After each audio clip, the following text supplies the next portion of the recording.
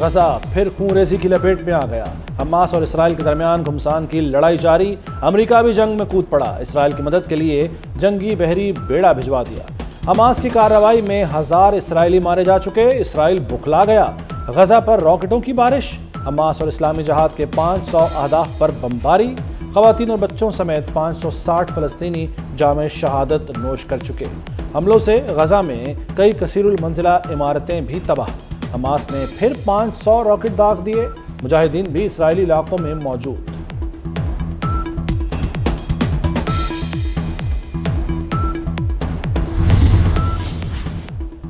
Hamas سے خوفزدہ اسرائیل نے نہتے فلسطینیوں پر زندگی تنگ کر دی، غزہ کا مکمل محاصرہ، بجلی، پانی، خوراک، ایندھن، مواصلات سب کچھ بند کر دیا۔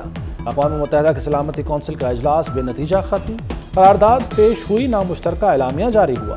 امریکی اور اسرائیلی دباؤ کے باوجود روس اور چین نے حماس کے حملوں کی مذمت نہیں کی۔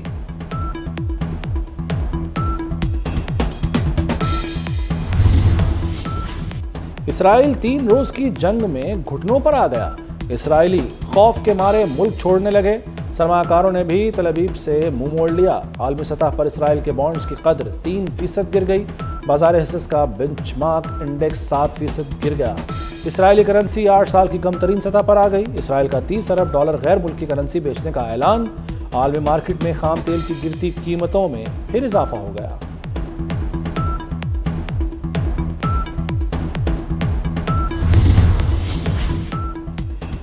دنیا کے کئی ممالک میں فلسطینیوں سے اظہار یکجہتی، امریکہ میں ہزاروں شہری فلسطین کی حمایت میں نکل آئے، جرمنی، اٹلی، یمن، کویت میں بھی ریلیاں نکالی گئیں، ایران، اردن، عراق اور لبنان میں بھی عوام گھروں سے باہر آ گئے۔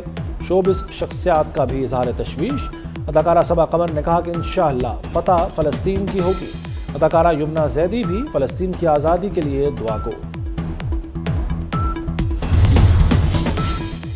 جوب میں شہید ہونے والے میجر سید علی رضا کی نماز جنازہ سرگودا میں ادا کر دی گئی، اعلیٰ عسکری و سول حکام اور علاقہ مکین شریک ہوئے۔ میجر سید علی رضا آبائی شہر شاہپور سٹی میں سپرد خاک، جوب آپریشن میں 5 دہشت گردوں کو جہنم واصل کیا گیا۔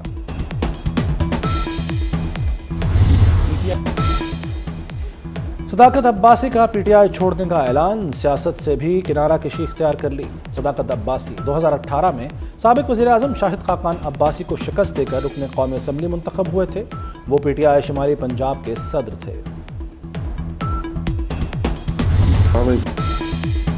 نون لیگ میں رہتے ہوئے راستے جدا، شاہد خاقان عباسی کا نواز شریف کے سوا کسی اور کو لیڈر ماننے سے انکار، کہتے ہیں مریم نواز اور شہباز شریف میرے لیڈر نہیں، مریم نے پارٹی سنبھالی تو نون لیگ چھوڑ دوں گا، آئندہ انتخابات میں حصہ نہیں لوں گا، موجودہ حالات میں انتخابات کا قائل نہیں، 5-6 لوگوں کو مل بیٹھ کر مسائل کا حل نکالنا چاہیے۔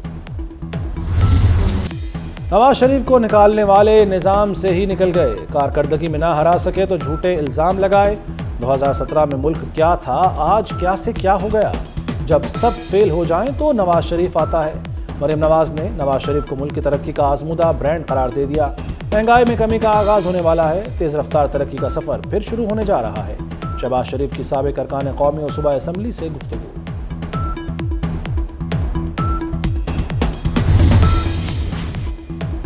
پارلیمنٹ نے اچھی نیت سے قانون سازی کی، قانون سازی سادہ اکثریت سے ہی ہوتی ہے، اگر کوئی مریض مر رہا ہو تو کیا مرنے دیا جائے؟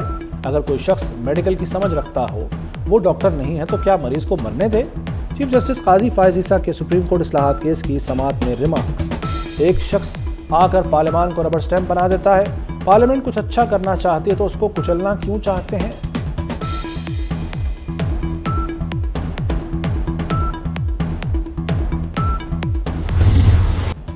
سائفر کیس میں بڑی پیش رفت، چیئرمین پی ٹی آئی اور شاہ محمود قریشی پر 17 اکتوبر کو فرد جرم لگے گی، جج کا جیل میں چیئرمین پی ٹی آئی کے سیل کو توسیع کرنے کے لیے دیواریں توڑنے کا حکم، چیئرمین پی ٹی آئی نے سیل کے تنگ ہونے کی شکایت کی تھی، جج ابو الحسنات محمد ذوالقرنین نے آئندہ سماعت پر سرکاری وکلاء کو بھی بلا لیا۔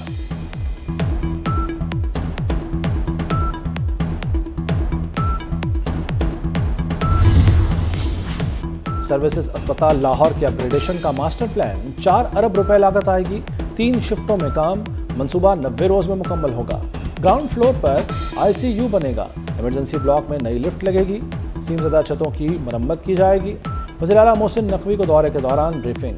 سمز لیب میں سہولتوں کا فقدان، مریضوں اور سٹاف کے واش رومز پر تالے۔ محسن نقوی صورتحال پر برہم ہو گئے۔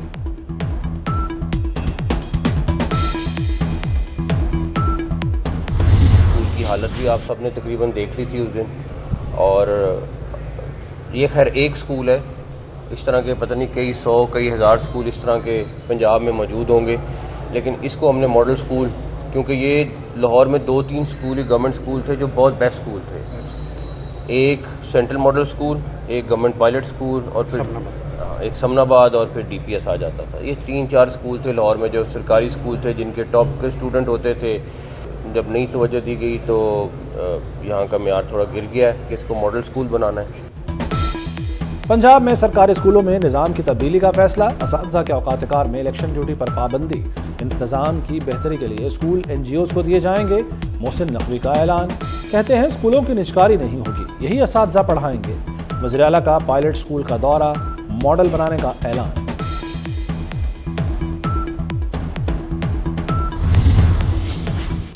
بجلی کمپنی افسران کو مفت بجلی کی جگہ مالی سہولت ملے گی۔ مفت یونٹ ختم کرنے سے سالانہ 6 ارب روپے کی بچت ہوگی۔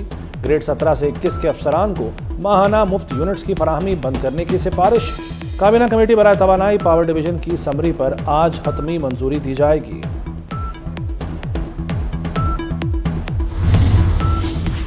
غیر قانونی مقیم غیر ملکی افراد کے انخلاء میں 21 دن باقی رہ گئے۔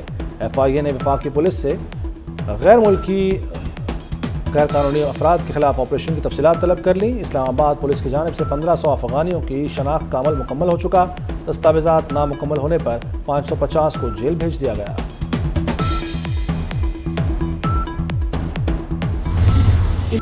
مودی سرکار کا کھیل سے کھلواڑ، شدید سیکیورٹی خدشات پر زینب عباس نے بھارت چھوڑ دیا۔ انتہا پسند بھارتی وکیل نے زینب عباس کے خلاف درخواست دی۔ بھارتی وکیل نے سوشل میڈیا تبصروں کو زینب عباس سے منسوب کر کے ان کا تبصرہ قرار دیا۔ زینب عباس کا کانٹریکٹ بھارت میں ورلڈ کپ کے اختتام تک تھا۔ بھارت میں کرکٹ کا عالمی میلہ، شاہین لنکن ٹائگرز کے شکار کے لیے تیار۔ پاکستان آج سری لنکا کے خلاف میدان میں اترے گا۔ کپتان بابر اعظم جیت کے لیے پرعزم۔ پاکستان نے پہلے میچ میں نیدرلینڈز کو شکست دی تھی۔ ورلڈ کپ میں نیوزی لینڈ کی فتوحات کا سلسلہ جاری، نیدرلینڈز کو 99 رن سے پچھاڑ دیا۔ کیویز نے مقررہ 50 اوورز میں 7 وکٹوں پر 322 رنز بنائے۔ ہدف کے تعاقب میں نیدرلینڈز کی پوری ٹیم 223 رنز پر پویلین لوٹ گئی۔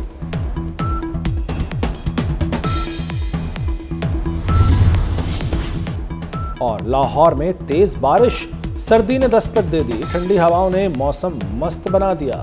لکشمی چوک، اپر مال، مغل پورہ میں بادل جم کر برسے۔ تاج پورہ، پانی والا تالاب، فاروق آباد بھیگ گئے۔ گلشن راوی، اقبال ٹاؤن، سمن آباد اور کرتوا چوک میں رم جھم۔ بوندیں برستے ہی لیسکو کے 104 فیڈر ٹرپ کر گئے۔